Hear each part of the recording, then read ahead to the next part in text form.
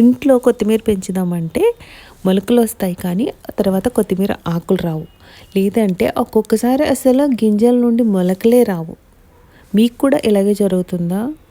మీరేమి ఎలోన్ కాదండి, మీరు ఒక్కరే కాదు, చాలామందికి ఇలా జరుగుతూ ఉంటుంది. ఎందుకని అంటే కొన్ని టిప్స్ పాటించకపోవడం వల్ల. ఈరోజైతే మనం ఏం చేద్దామంటే కొత్తిమీరని అసలు ఫస్ట్ నుంచి ఎలా పెంచాలో స్టెప్ బై స్టెప్గా చూద్దాం. చాలామంది కొన్ని మిస్టేక్స్ చేస్తూ ఉంటారన్నమాట, వాటి వల్ల జరగదు. మీరు ఈ స్టెప్స్ అన్నీ ఫాలో అయ్యి చూడండి, కొత్తిమీర ఎందుకు రాదో మనం చూద్దాం. ఫస్ట్ అయితే సాయిల్ మిస్టేక్ అండి. సాయిల్ అస్సలు గట్టిగా ఉండకూడదు, సాయిల్ ఎప్పుడు పొడి పొడిగా ఉండాలి. ఏ ఆకుకూరలకైనా సరే పొడి పొడిగా ఉంటే ఏంటంటే రూట్స్ అనేవి ఫామ్ అవుతాయి అన్నమాట, కుళ్ళిపోకుండా ఉంటాయి. అండ్ నెక్స్ట్ ఏంటంటే ధనియాలని ఎలా ఉన్నవి అట్లాగే వేసేస్తూ ఉంటారు. ఖచ్చితంగా స్ప్లిట్ చేయాలి. ఇందాక మీరు వీడియోలో చూసారు కదా, చపాతీ కర్ర పెట్టుకొని రోల్ చేసాం మనము. సో 2 బద్దలు చేసి అప్పుడు అందులో నుంచి మొలకొస్తుందన్నమాట. వాటిని 24 hours వాటర్లో నానబెట్టాలి. ఆ నానబెట్టిన తర్వాత వాటిని ఇట్లా ఫ్రీగా ఉన్న సాయిల్లో మనం పైన వేయాలన్నమాట. ఎక్కువ వేయండి, తక్కువ వేయొద్దు, చాలా ఎక్కువ వేసేయండి. తర్వాత దాన్ని ఒక లేయర్తో అయితే కంపల్సరీ క్లోజ్ చేయాలి. ఆ పైన వేసే సాయిల్ కూడా చాలా ఫ్రీ ఫ్లోగా ఉండాలి, లైట్ సాయిల్ అయి ఉండాలి. లేదంటే జస్ట్ కోకోపీట్ వేసినా ఓకే, బట్ కోకోపీట్ని వాష్ చేసుకుని ఆరబెట్టుకుని అప్పుడు వేయండి. తర్వాత దాన్ని జస్ట్ వాటర్ స్ప్రే చేయాలంతే. ఎక్కువ పైనంతా పోసేస్తే మళ్ళీ విత్తనాలన్నీ కొట్టుకుపోతాయి అన్నమాట. సో చూసారా, అవి కొంచెమే వచ్చాయి ఫస్ట్ అయితే. ఇప్పుడు కూడా చూడండి అక్కడక్కడ వచ్చాయి జస్ట్, కానీ కొన్ని సీడ్స్ ఇంకా రాలేదు. చూడండి, మీకు కనిపిస్తున్నాయా? వాటిలో అక్కడక్కడ ఉండిపోయాయి. కొన్నిటికైతే ఆకులు కూడా వచ్చేసాయి, బట్ కొన్ని చోట్ల మాత్రం ఇంకా విత్తనాలు అయితే చాలా వరకు ఉండిపోయాయి రాకుండా. కానీ అస్సలు కంగారు పడద్దండి, అవి కొంచెం లేట్గా అయినా సరే వస్తాయి. మీకు రావట్లేదు అనుకుంటే దాన్ని మళ్ళీ సాయిల్తో అయితే కప్పండి. ఇది ఒక 2 days తర్వాత అండి. మళ్ళీ ఇప్పుడైతే చూసారు కొంచెం ఎక్కువ ఆకులు కనిపిస్తున్నాయి, కానీ ఎప్పటికీ ఇంకా రాని విత్తనాలు అయితే చాలా ఉన్నాయి, మీకు కనిపిస్తున్నాయి క్లియర్గా అందులో చూడండి. అది ఇంకొక 2 days తర్వాత అండి. అంటే మళ్ళీ ప్రతిరోజు తీస్తే మీకు పెద్దగా డిఫరెన్స్ తెలియదు అని చెప్పి నేను 2-3 days గ్యాప్ ఇస్తూ తీసాను అనమాట. సో ఇప్పటికి కూడా ఇంకా విత్తనాలు ఉన్నాయి, బట్ పర్లేదండి, చాలా వరకు మనకి కొత్తిమీర వచ్చినట్టే.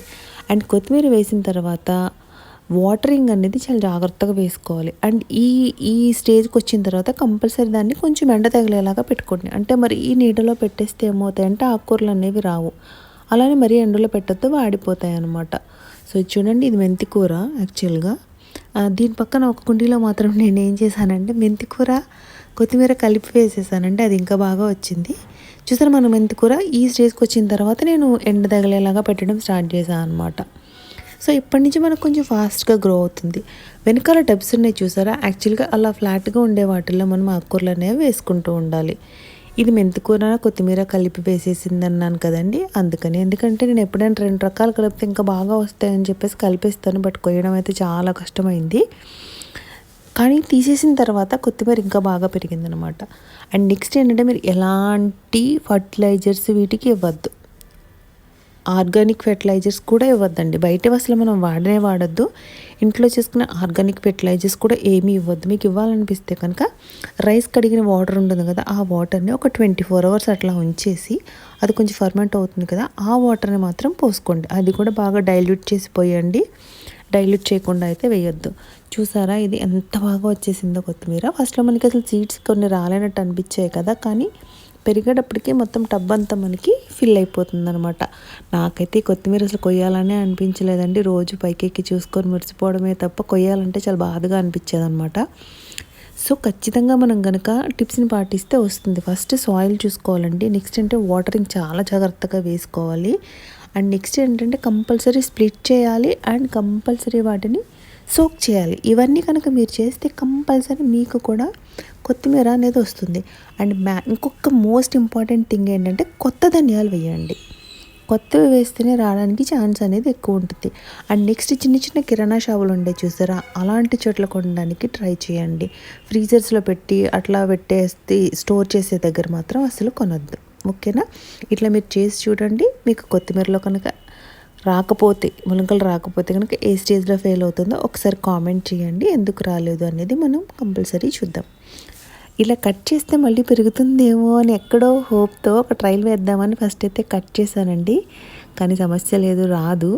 సో మళ్ళీ ఎందుకు అట్లా వేస్ట్ చేయడం అని చెప్పేసి కింద కాడల్ ఫ్లేవర్ అంతా పోతుంది అని చెప్పి మళ్ళీ తర్వాతసారి ఏం చేశానంటే నెక్స్ట్ టబ్లో మొత్తం నేను రూట్స్తో సహా తీసేసాను అనమాట. ఎందుకంటే కట్ చేస్తే మళ్ళీ పెరగడం అనేది జరగదనమాట, కుళ్ళిపోయే కిందవి.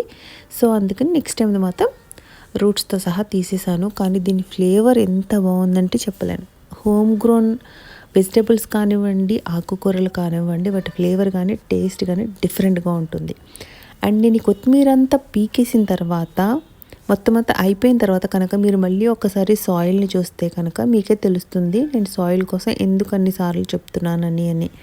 ఎందుకంటే సాయిల్ ఎప్పుడు పొడి పొడిగా ఉండాలి అండ్ అంటే ఎలా అంటే రాలుతున్నట్టుగా ఉండాలన్నమాట, ముద్ద ముద్దలాగా లేదా గట్టిగా ఉండకూడదు. అలాంటి సాయిల్ ఎప్పుడు ఆకుకూరలు బాగా వస్తాయి. మీరు ఆకుకూరలు పెంచడంలో ఎక్కడ ఫెయిల్ అవుతున్నారో కామెంట్ చేయండి. ఎందుకు అట్లాంటి ప్రాబ్లం వస్తుందో మనము చూద్దాం.